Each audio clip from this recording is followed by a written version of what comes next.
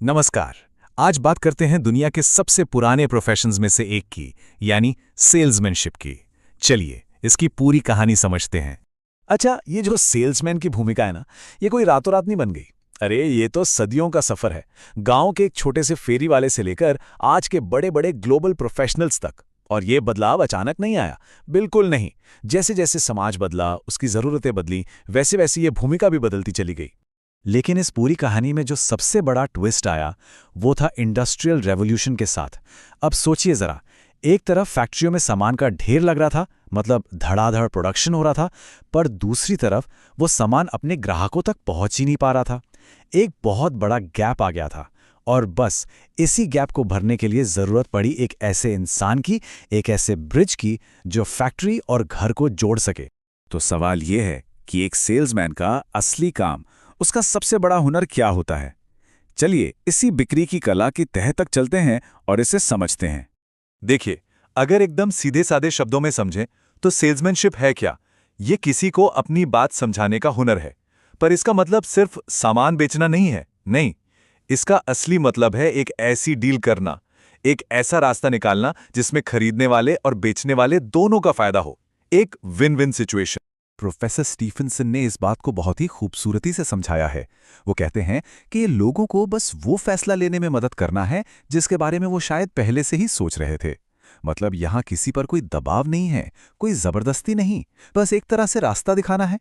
और सीए पैडरसन तो इस बात को एक स्टेप और आगे ले जाते हैं। उनके हिसाब से ये सब शुरू ही होता है कस्टमर की ज़रूरत को समझने से, और कई बार तो ज़रूरत को जगाने से भी। और मकसद क्या है?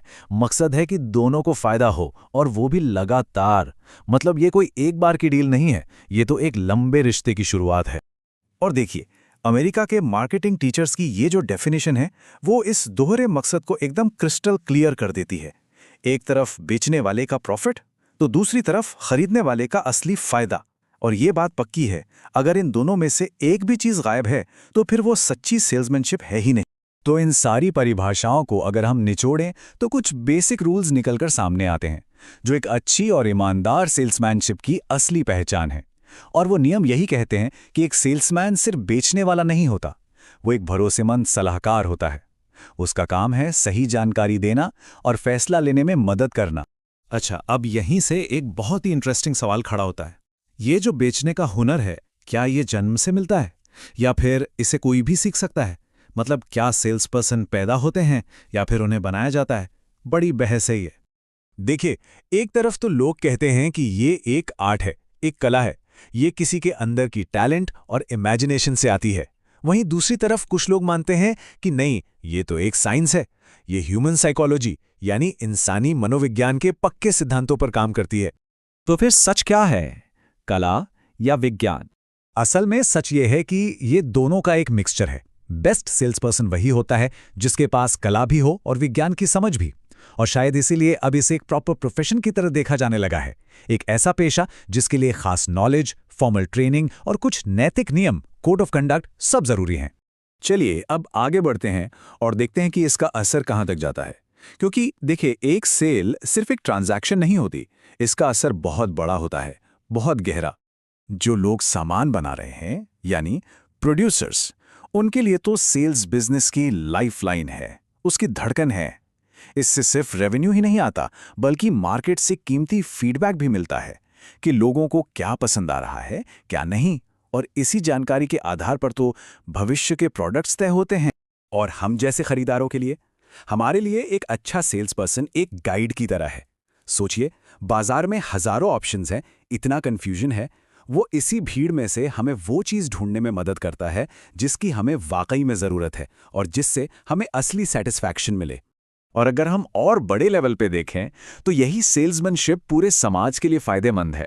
ये इकोनॉमी का पहिया घुमाती है, इसी से बाजार चलते हैं, नई नई नौकरियां निकलती हैं, और कुल मिलाकर देश में लोगों का स्टैंडर्ड ऑफ लिविंग, उनका रहन सहन बेहतर होता है।